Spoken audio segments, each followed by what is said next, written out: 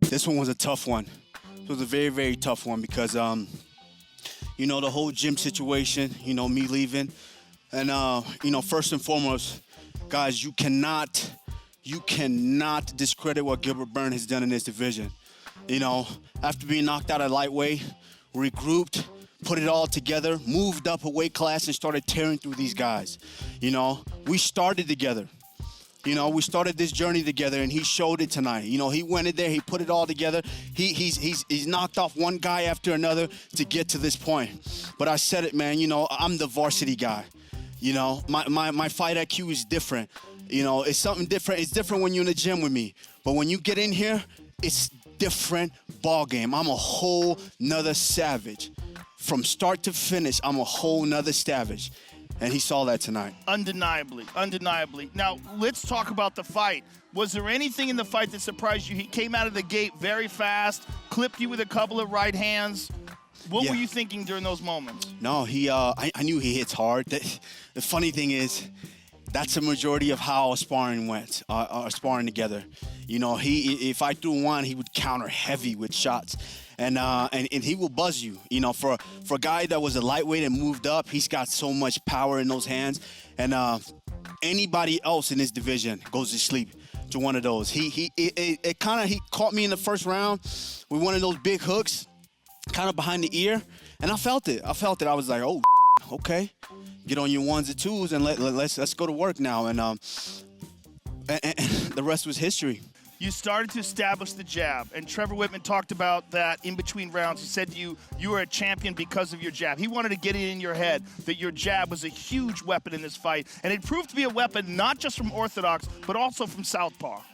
Yeah, that was the thing with me is even when I first kind of started and I was striking, you know, at my old gym, you know, it's a lot of that Dutch kickboxing, and you know, which is it gets you tough. And it gets you tough, and it lets you see a lot of shots and lets you defend shots. But I always just get on the bag myself, and I wanted to work that southpaw. I wanted to work the jab, and I knew I had a good jab from the southpaw. And so I loved the switch. That's why you see me in my fights. I switch both stands. I'm mainly a conventional fighter, but I like to switch stands. So, you know, I just worked it a lot, and that's one thing that we worked this whole camp. Trevor said, you know what, you need to stay on the jab. You have a freaking good jab, and you need to stay on the jab. And, you know, I just listened. I went in there, listened to my coaches.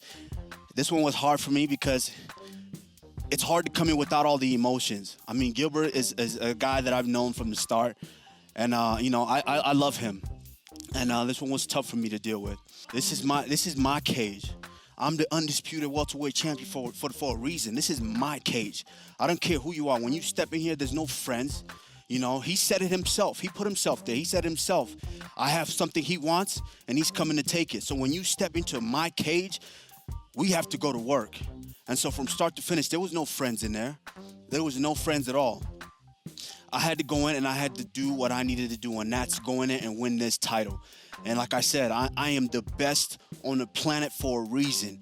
Now, everybody else, y'all need to put some respect on my name. I am the welterweight champ for a reason. I'm here to stay. Before I go, you know, we got this little street thug calling himself Jesus. He thinking he's Jesus. And, you know, Joe, we tried to make that fight several times. They tried to make that fight, but he kept backing out. The only reason this man took the fight is because it was on 6 days' notice, and he had a built-in excuse. And he's still running his mouth, talking about, he broke my nose and stepping in on 6 days. Give you 3 weeks, he's going to do something. Guess what? It's not done. I'll give you a whole training camp. I guarantee you, you won't sign on that dotted line because this time, I'm going to finish your ass.